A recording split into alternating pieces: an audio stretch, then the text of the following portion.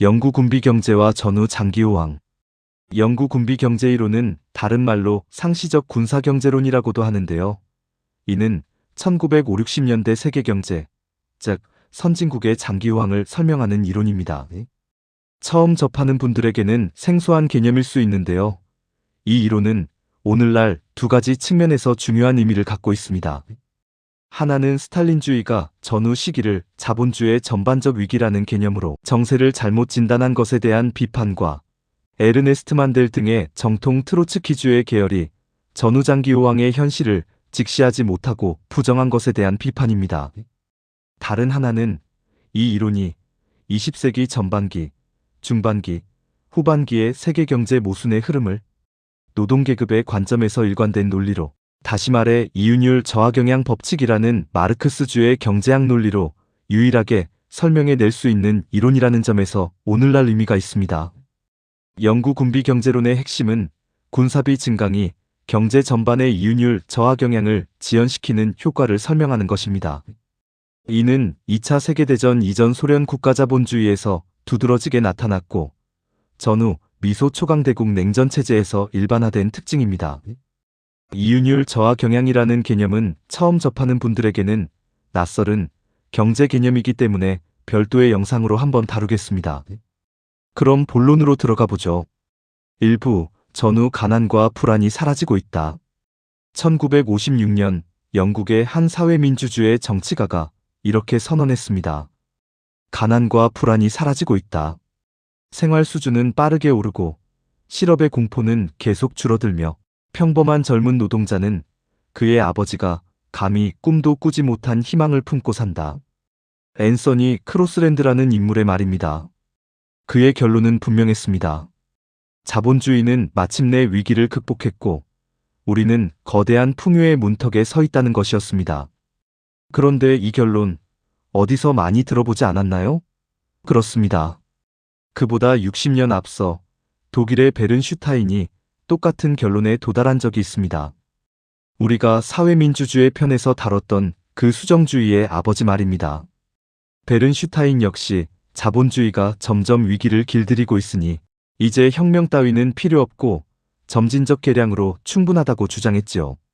역사는 베른슈타인이 틀렸음을 1914년의 포성, 즉 1차 세계대전과 그 뒤의 대공황으로 증명했습니다. 그리고 크로스랜드 역시 머지않아 1970년대의 위기가 그가 틀렸음을 증명하게 됩니다. 하지만 여기서 우리는 한 가지를 솔직하게 인정해야 합니다. 적어도 1956년 그 시점에는 통계만 놓고 보면 크로스랜드의 말을 반박하기가 어려웠습니다. 세계 자본주의는 그 긴 역사에서 유례를 찾기 힘든 최장기 호황을 누리고 있었기 때문입니다. 오늘날 많은 경제사가들이 이 시절을 황금시대라고 부르는 데는 그럴 만한 이유가 있는 것입니다. 자, 그래서 오늘 우리가 풀어야 할 질문은 두 가지입니다. 첫째, 위기가 정상인 자본주의 체제에서 어떻게 무려 25년에 걸친 이 예외적 번영이 가능했을까요? 둘째, 그토록 찬란했던 황금시대는 도대체 왜 그렇게 짧게 끝나고 말았을까요? 지난 편 끝에서 제가 약속드렸지요. 브레튼 우즈라는 운동장 위에서 자본주의를 25년 동안 내달리게 한 진짜 엔진의 정체를 밝히겠다고요. 그 엔진을 지금부터 분해해 보겠습니다. 2부. 황금시대의 규모. 먼저 이 호황이 얼마나 거대했는지부터 확인하고 갑시다. 숫자들이 그 자체로 웅변합니다. 1970년에 이르러 미국 경제의 생산량은 1940년에 3배에 달했습니다. 독일의 산업 생산량은 1949년에 5배로 뛰었고 프랑스의 생산량은 4배로 늘었습니다. 이탈리아는 농업국에서 어엿한 주요 산업대국으로 탈바꿈했고 패전국 일본은 미국 바로 뒤를 잇는 세계 2위 경제대국으로 대약진을 했습니다. 더 놀라운 것은 실업률입니다. 이전 자본주의에서는 짧은 호황기에나 잠깐 가능했던 수준으로 실업이 사라졌습니다. 1950년대 초 미국의 실업률은 3%, 영국은 1.5%에 불과했고 1960년 독일의 실업률은 단 1%였습니다. 사실상 완전 고용입니다. 대공황 시절 거리를 가득 메웠던 실업자의 행렬을 떠올리면 이것은 그야말로 다른 세상이었습니다. 그리고 실질임금이 올랐습니다. 1950년대에 미국과 영국, 스칸디나비아에서 노동자들의 실질임금은 거의 꾸준히 상승했고, 프랑스와 이탈리아에서는 1960년대에 같은 일이 벌어졌습니다. 노동자들은 자기 부모 세대보다 분명히 잘 살게 되었고, 자식 세대는 자기보다 더 나아지리라 기대할 수 있었습니다. 이것은 통계 장난이 아니었습니다. 수억 명에 이르는 평범한 사람들의 삶이 실제로 바뀐 것입니다. 다만 한 가지는 분명히 짚어둡시다. 이 황금 시대는 어디까지나 미국과 서유럽, 일본 같은 선진 자본주의 세계의 이야기였습니다. 아시아와 아프리카, 라틴 아메리카의 수많은 민중에게 이 시기는 결코 황금 시대가 아니었습니다. 오히려 대도시의 호황을 떠받친 값싼 석유와 원료는 상당 부분 이 가난한 나라들에서 쥐어짜낸 것이었습니다. 황금 시대라는 말 자체가 어디까지나 부유한 선진국 중심부에서 바라본 풍경인 셈입니다. 그러니 우리는 이 사실을 결코 부정하거나 깎아내려서는 안 됩니다. 다만 우리가 던지는 질문은 이것입니다. 이 풍요는 어디서 왔는가? 그리고 그것은 영원할 수 있는 것이었는가? 3부, 두 개의 대답, 계량주의와 우리. 이 황금 시대를 설명하는 방식은 크게 두 갈래로 갈립니다. 첫째는 계량주의자들과 주류 경제학의 대답입니다. 그들은 이렇게 말합니다. 자본주의는 마침내 철이 들었다. 케인스주의라는 현명한 처방을 손에 넣어 정부가 수요를 관리하고 경기를 조절하게 되었다. 복지국가가 노동자를 보듬고 노사가 타협하는 합의의 정치가 자리 잡았다. 그러니 1930년대 같은 파국적 공황은 이제 과거의 일이다. 자본주의는 자기 모순을 다스리는 법을 배웠다라고요. 크로스랜드도 그가 속한 수정주의자들도 진심으로 이렇게 믿었습니다. 사실 이것은 자본주의 역사에서 되풀이되는 패턴입니다. 호황이 길어질 때마다 자본주의가 마침내 위기를 졸업했다는 믿음이 어김없이 되살아납니다. 그리고 그 믿음은 늘 같은 정치적 결론으로 이어집니다. 이제 체제를 뒤엎는 혁명 따위는 필요 없고 그 안에서 조금씩 개선해 나가면 된다는 결론 말입니다. 풍요는 언제나 계량주의의 가장 좋은 토양이었습니다. 그래서 우리가 이 황금 시대를 어떻게 설명하느냐는 단순한 경제 분석을 넘어 정치적으로도 결정적인 문제가 됩니다. 둘째는 우리의 대답, 곧 역사유물론의 대답입니다. 자본주의는 자기 모순을 단 하나도 폐기하지 못했습니다. 이 호황은 자본주의가 자기 법칙을 뛰어넘은 것이 아니라 그 법칙이 일시적으로 억눌린 상태였을 뿐입니다. 특수한 역사적 조건들이 한꺼번에 겹치면서 평소라면 체제를 주기적으로 무너뜨렸을 위기의 경향이 잠시 제동이 걸렸던 것입니다. 그 조건이 사라지면 억눌렸던 모순은 반드시 되살아납니다. 그렇다면 그 모순이란 무엇이고 무엇이 그것을 일시적으로 억눌렀을까요? 여기서 우리는 마르크스 경제학의 가장 핵심적인 무기 하나를 다시 꺼내야 합니다. 바로 이윤율 저하 경향의 법칙입니다. 4부 엔진의 정체, 영구군비 경제. 우리가 제2차 세계대전의 경제학 편에서 이미 짧게 다뤘지만 이윤율 저하 경향을 잠깐 복습하고 넘어가겠습니다. 자본가들은 경쟁에서 이기려고 끊임없이 기계와 설비에 투자합니다. 그 결과 생산에서 기계와 원료, 즉 마르크스가 불변자본이라 부른 죽은 노동의 비중은 점점 커지고 살아있는 노동력, 즉 가변자본의 비중은 상대적으로 줄어듭니다. 그런데 이윤, 즉 잉여 가치를 낳는 것은 오직 살아있는 노동뿐입니다. 그러니 죽은 노동의 비중이 커질수록 투자한 자본 전체에 대비한 이윤의 비율, 즉 이윤율은 떨어지는 경향을 보입니다. 이것이 자본주의를 주기적인 위기로 몰아넣는 가장 깊은 동력입니다. 물론 마르크스는 이 경향을 상쇄하는 반대 경향들도 있다고 했습니다. 그 가운데 가장 강력한 것이 바로 위기 그 자체입니다. 공황이 닥치면 수많은 자본이 파괴되고 헐값이 됩니다. 살아남은 자본가들은 그 폐허 위에서 싸게 사들인 설비로 다시 높은 이윤을 거둡니다. 잔인하지만 위기는 자본주의가 스스로를 청소하고 회춘하는 방식인 것입니다. 실제로 1930년대의 대공황과 제2차 세계대전은 인류 역사상 유례없는 규모로 자본을 파괴했습니다. 공장과 도시가 통째로 잿더미가 되고 그동안 쌓여있던 과잉 설비가 깨끗이 청산되었습니다. 역설적이게도 바로 그 거대한 파괴가 살아남은 자본에게 높은 이윤율로 다시 출발할 깨끗한 백지를 마련해 주었습니다. 전후 호황의 첫 단추는 이렇게 끼워졌습니다. 그러나 이것만으로는 25년이나 이어진 호황을 설명할 수 없습니다. 보통은 자본이 다시 쌓이면 이윤율이 또 떨어지고 다음 공황이 찾아와야 합니다. 그런데 전후에는 그 다음 공황이 좀처럼 오지 않았습니다. 무언가가 이윤율의 하락을 계속해서 막아주고 있었던 것입니다.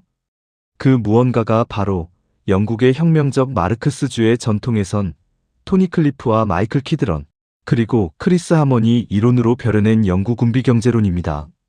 영구군비경제란 무엇일까요?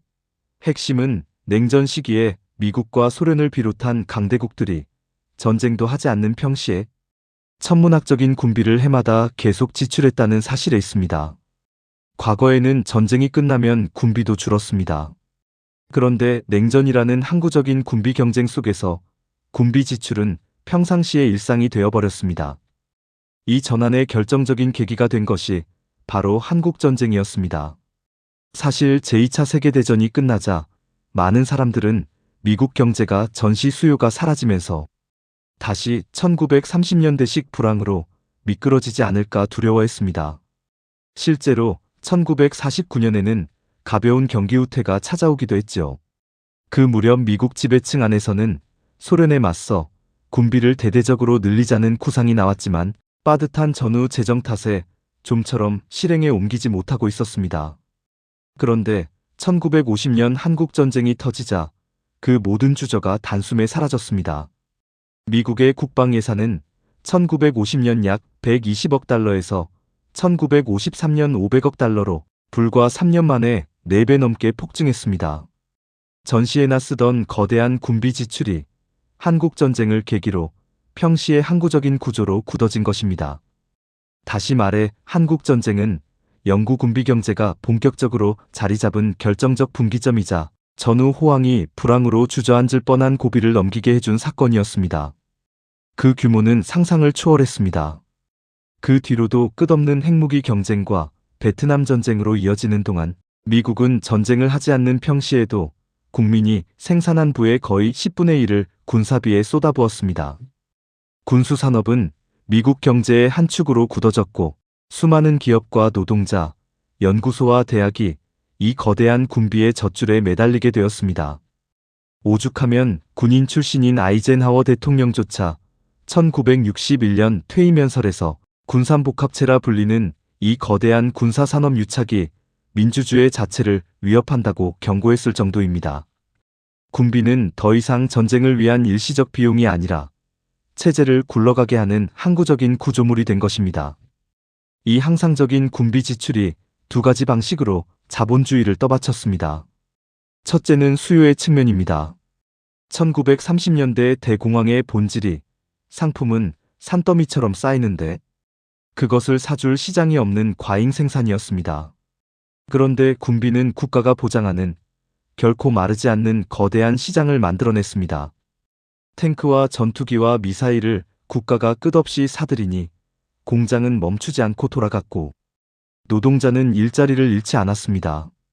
1930년대를 괴롭힌 과잉 생산의 악몽이 군비라는 밑빠진 독 덕분에 잠재워진 것입니다. 그러나 더 깊은 둘째 측면이 있습니다. 바로 이윤율과 관련된 측면입니다. 군비 지출은 일종의 낭비입니다. 무슨 뜻이냐 하면 탱크나 미사일은 만들어진 뒤 다시 생산 과정으로 돌아오지 않는다는 것입니다. 새 공장을 짓는 기계가 되는 것도 아니고 노동자가 먹고 입는 생활 필수품이 되는 것도 아닙니다. 그저 만들어져서 창고에 쌓이거나 터져 없어질 뿐입니다. 바로 여기에 역설이 있습니다. 만약 그 막대한 잉여 가치가 군비가 아니라 새 공장과 새 기계에 투자되었다면 어떻게 됐을까요? 앞에서 본 대로 불변 자본의 비중이 더 빠르게 커지고 그래서 이윤율은 더 빠르게 떨어졌을 것입니다. 그런데 그 잉여 가치의 상당 부분을 군비라는 밑빠진 독에 쏟아부어 태워 없애버리니 역설적으로 자본 전체의 죽은 노동 비중이 천천히 올라가게 되고 따라서 이윤율의 하락에도 제동이 걸린 것입니다. 자본주의는 자기가 만든 잉여의 일부를 군비로 낭비함으로써 오히려 자기 수명을 연장한 셈입니다. 여기서 누군가는 이렇게 물을 수 있습니다. 그렇게 돈을 쓸 거라면 차라리 병원을 짓고 학교를 세우고 도로를 놓는 데 쓰면 더 좋지 않았겠느냐고요. 인간적으로야 100번 옳은 말입니다. 그러나 자본의 논리는 다릅니다. 국가가 값싼 주택이나 공공시설을 잔뜩 지으면 그것은 민간 자본의 사업 영역을 침범하거나 생활비를 낮춰 자본끼리의 경쟁을 도리어 격화시킵니다. 무엇보다 그런 시설들은 결국 생산 과정으로 되돌아와 더 많은 가치를 낳아야 하는 자본이 됩니다. 반면 군비는 다릅니다. 국가가 사들여 창고에 쟁여두거나 끝내 터뜨려 없애버리니 민간 시장과 경쟁하지도 않고 생산 과정으로 되돌아오지도 않습니다. 게다가 안보와 반공이라는 명분 덕분에 지배계급 안에서 누구도 반대하지 않습니다. 자본의 입장에서 군비란 남아도는 잉여를 가장 안전하게 태워 없앨 수 있는 거의 완벽한 배출구였던 것입니다. 이 이론을 처음 다듬은 토니 클리프는 군비가 만들어내는 수요의 안정효과, 즉 공황을 막아주는 측면에 주목했습니다. 그리고 마이클 키드런과 크리스 하먼이 거기서 한 걸음 더 나아가 군비가 이윤율 저하 그 자체에 제동을 거는 더 깊은 메커니즘을 이론으로 벼려냈습니다. 이 둘을 합쳐야 비로소 영구 군비 경제의 그림이 완성됩니다. 이것이 바로 지난 편 끝에서 제가 약속드린 진짜 엔진입니다. 브레튼 우즈가 평평한 운동장을 깔았다면 영구 군비 경제는 그 위에서 자본주의를 25년 동안 쉼없이 내달리게 한 엔진이었습니다. 5부 아래로부터 본 황금시대. 자, 이제 이 엔진이 돌아가는 운동장 위에서 평범한 노동자들의 삶이 실제로 어떻게 바뀌었는지를 봅시다. 우리 채널의 본령, 아래로부터의 역사입니다. 가장 먼저 노동계급의 생활 수준이 단순히 양적으로 늘어난 정도가 아니라 질적으로 비약했습니다. 진공청소기, 세탁기, 냉장고, 온수기. 이전에는 부유층의 사치품이던 것들이 노동자 가정의 일상으로 들어왔습니다. 이것은 특히 여성들의 삶을 바꿨습니다. 하루 종일 무언가를 끓이고 바닥을 박박 문지르는데 매여있던 가사 노동의 무게가 한결 가벼워졌으니까요. 날마다 보던 장을 일주일에 한 번만 봐도 되게 되면서 슈퍼마켓이 동네 구멍가게를 밀어내기 시작했습니다. 노동 조건도 달라졌습니다. 주 5.5일 근무가 주 5일제로 바뀌고 일주일 넘는 유급휴가가 주어졌습니다. 1936년 프랑스 노동자들이 총파업과 공장 점거 끝에 가까스로 쟁취해 대단한 승리로 여겼던 양보들이 이제 서유럽과 북아메리카에서는 그저 당연한 상식이 되었습니다. 자전거 한 대 사는 것으로 만족했을 노동자들이 이제 중고차를 사려고 저축을 했습니다. 그리고 사상 처음으로 젊은 노동자들이 독자적인 구매력을 갖게 되면서 1950년대 중반에 이른바 청년 문화가 탄생했습니다. 팝송과 패션에 대한 채워지지 않는 욕망, 그것이 하나의 거대한 시장이자 문화가 된 것입니다. 여기서 우리가 주목할 것이 있습니다. 이 풍요를 떠받친 생산의 현장, 곧 거대한 공장입니다. 디트로이트와 토리노, 코번트리, 퀼른의 자동차 공장들, 시애틀의 항공기 공장들, 그리고 거대한 제철소와 탄광과 조선소, 수만 명의 노동자가 한 지붕 아래 모여 일하는 이 대량 생산 공장은 그 시대를 포드주의라 부르게 할 만큼 사회 전체의 모델이 되었습니다. 그런데 자본의 관점에서 보면 이것은 양날의 칼이었습니다. 수만 명의 노동자가 한 곳에 집중되어 있다는 것은 곧 그들이 마음만 먹으면 자본가에 맞설 거대한 저항의 중심지가 될 수 있다는 뜻이기 때문입니다. 더구나 완전 고용 상태에서는 노동자가 해고를 두려워하지 않으니 더욱 그랬습니다. 그래서 자본은 노동자를 힘으로 누르는 대신 합의를 설파하는 정치인들을 앞세워 사회를 안정시키려 했습니다. 복지국가가 바로 그 산물입니다. 수백 년을 이어온 가혹한 구빈법이 이 시기에 마침내 복지국가로 환골탈태했습니다. 그런데 자본의 눈으로 보면 복지국가에는 두 가지 기능이 있었습니다. 하나는 전쟁 전보다 훨씬 강력해진 노동계급을, 사회민주주의 정치인이나 자유주의자들을 거강꾼 삼아 매수하는 것입니다. 다른 하나는 아이들의 건강과 교육을 챙겨줌으로써 점점 비싸지는 노동력을 효율적으로 재생산하는 것입니다. 중요한 것은 이 시기의 복지개혁은 진짜 개선을 뜻했다는 점입니다. 19세기나 오늘날처럼 복지를 깎아 사람들을 더 싼 값에 일하도록 내모는 것이 아니라 실제로 노동자의 삶을 나아지게 했습니다. 장기 호황은 또 다른 거대한 변화도 몰고 왔습니다. 노동력이 모자라자 자본은 전 세계로 새로운 일손을 찾아 나섰습니다. 이탈리아 농촌의 가난한 농민들이 밀라노와 토리노로, 다시 벨기에의 탄광과 스위스의 공장으로 흘러갔습니다. 미국 남부의 흑인 소작인들이 로스앤젤레스와 디트로이트, 시카고로 대거 이주했습니다. 독일은 터키와 유고슬라비아에서 수백만의 노동자를 손님 노동자라는 이름으로 불러들였고, 프랑스는 북아프리카에서, 영국은 카리브해와 인도 펀자브에서 일손을 모집했습니다. 그 결과 서로 다른 출신지의 문화들이 대도시에서 한데 어우러지는가 하면 다른 한편으로는 인종 집단을 갈라놓는 인종주의의 추악한 움직임도 함께 자라났습니다. 자본은 노동자를 한데 모으면서 동시에 그들을 갈라놓을 빌미도 함께 뿌린 것입니다. 마지막으로 가장 깊은 변화는 여성의 삶에서 일어났습니다. 새 일손이 절박했던 자본은 산업혁명 초기에 그랬듯 다시 여성에게 눈을 돌렸습니다. 영국에서는 1950년만 해도 기혼 여성의 80%가 유급 노동을 하지 않았습니다. 그러나 가전제품이 가사 부담을 덜어주고 기업들이 시간제로라도 여성을 고용하려 안달하면서, 그리고 새 살림살이를 장만할 가외돈이 필요해지면서 수많은 여성이 가정이라는 사적 영역에서 나와 산업이라는 공적 영역으로 들어섰습니다. 여기에 거대한 의미가 있습니다. 임금을 받게 된 여성들은 난생 처음 독립적인 지위를 맛보았고 자기 목소리를 낼 자신감을 얻었습니다. 물론 자본이 여성을 환영한 데는 더 싼 임금으로 부려먹을 수 있다는 속셈이 깔려 있었고, 그래서 저임금과 가사의 이중 부담은 그대로 남았습니다. 하지만 이윤을 줬던 자본은 본의 아니게 여성 해방의 요구가 폭발할 토대를 스스로 만들어주고 있었던 것입니다. 그런데 풍요에는 그늘도 있었습니다. 끝없이 돌아가는 컨베이어 벨트 앞에서 똑같은 동작을 반복하는 노동은 임금이 아무리 올라도 그 자체로는 무의미하고 사람을 갉아먹는 것이었습니다. 더 많이 사고 더 많이 가져도 채워지지 않는 헛헛함, 소비가 곧 삶의 목적이 되어버린 사회에 대한 회의가 특히 젊은 세대 사이에서 자라났습니다. 풍요는 가난의 고통을 덜어주었지만 그 대신 새로운 종류의 불만을, 곧 이렇게 사는 게 다인가라는 물음을 키워놓았습니다. 이 물음이 훗날 어디로 터져나오는지는 곧 보게 될 것입니다. 여기서 우리는 지난 편의 결론을 다시 떠올려야 합니다. 이 모든 것은 자본이 노동자에게 베푼 선물이 아니었습니다.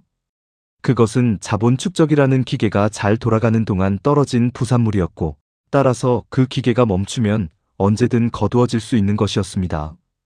그러나 동시에 바로 이 호황이 노동계급을 거대한 공장에 집중시키고 여성을 사회로 끌어내고 이주 노동자를 대도시로 불러 모으고 새로운 청년 세대를 길러냈습니다. 자본은 자기를 위협할 거대한 세력을 자기 손으로 키우고 있었던 것입니다. 6부 황금시대의 종말. 그토록 강력했던 엔진은 왜 멈춰섰을까요?